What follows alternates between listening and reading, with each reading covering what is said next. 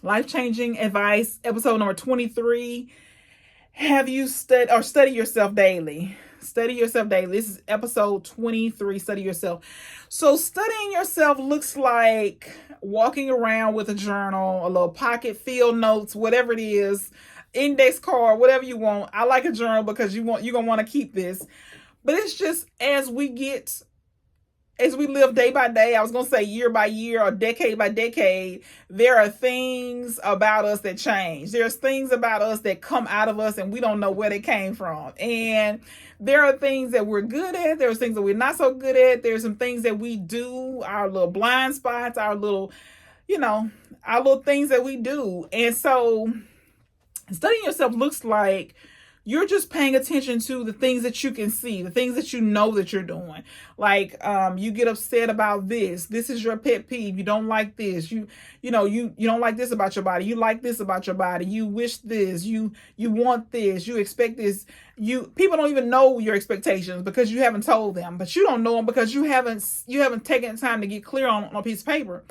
There's all kind of things that we need to do. That we don't know about ourselves that we need to know. So studying yourself looks just like taking yourself on a date. It might be just in your daily life, you're looking for anything about yourself that you don't know, anything you haven't paid no attention to. And if you get still before God, he'll show you things. He'll send people that'll say, you were pretty rude. You said something that was really mean. I didn't like the way you hurt my feelings when you said this. Or, those pants are too tight, or whatever it is. There will be opportunities for people to be honest, and there will be opportunities that God will speak to you in the stillness. And so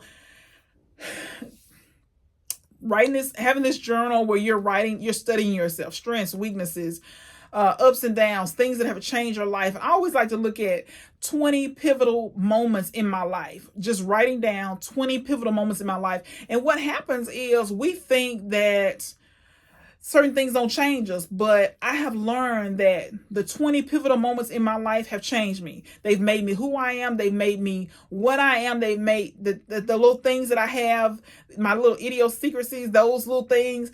Those 20 pivotal moments in my life have made me who I am. And so not all good. And so you don't know this though until you start studying your stuff and you start saying, oh, I was mean. Where did that come from? When you start asking yourself, okay, where did that come from? You got to start writing it down and start figuring out, okay, what's going on? Do I need help? Do I need therapy? What do I need to do? How do I need to make these changes? Do I just need to pray about it?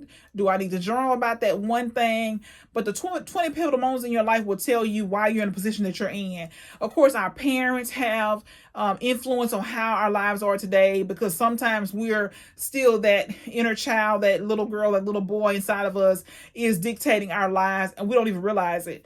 But there is great growth that happens when you spend time alone, when you spend time with yourself trying to figure out things about yourself, trying to learn as much as you can. It could be anything. It could be little, it could be big, but there is so much value in every single day just spending time studying yourself. Just jot down things you see, things that you notice, and you're like, okay, I don't want this. I don't like this. This is not me, whatever.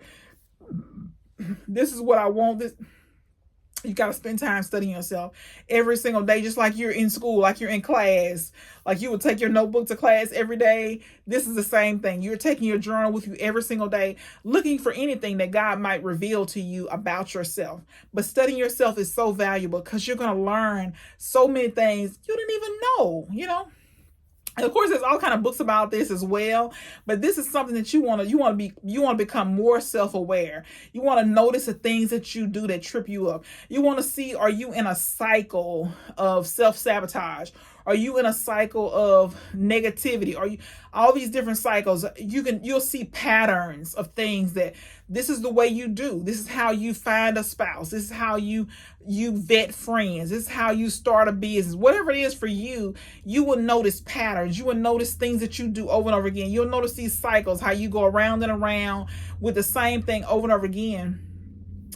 So study yourself, make this a priority that you will spend time with yourself trying to figure out more about yourself, what you're doing, why you're doing it, how you're doing it, what's the result, of it.